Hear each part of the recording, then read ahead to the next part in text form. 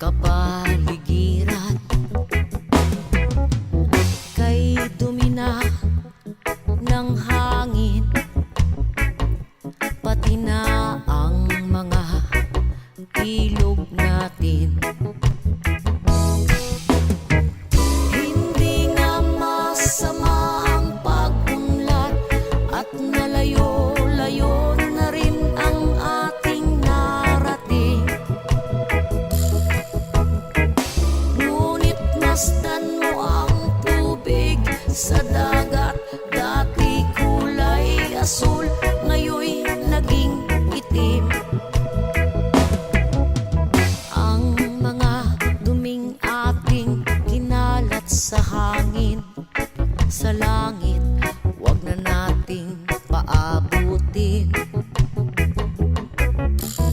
Upang kung tayo'y pumanaw man sa riwang hangin, sa langit natin matitikman. Mayroon lang akong hinihiling, sa aking pagpanaw sana ay tag-ulan. Gitara ko ay aking dadalhin, upang sa ulap na lang tayo magkantahan.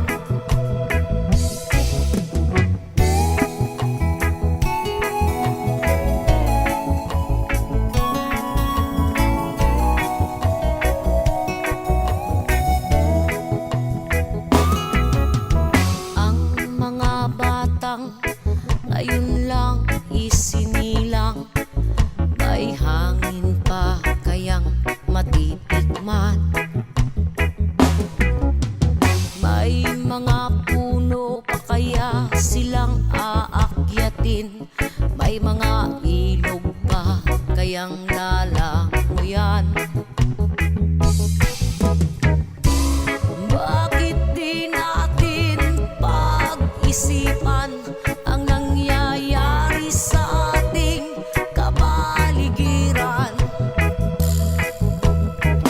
Hindi na masama ang pag-unlad kung hindi nakakasira ng kalikasan.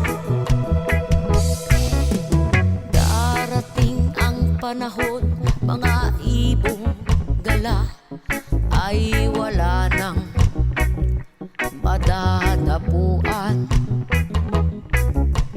Masdan mo ang mga punong dati ay kay tatag, ngayoy namamatay dahil sa ating kalokohan. Lahat ng bagay na narito sa lupa, biyayang galing sa Diyos kahit nung ika'y wala pa. Ingatan natin at wag nang sirain pa, pagkat pag ganyang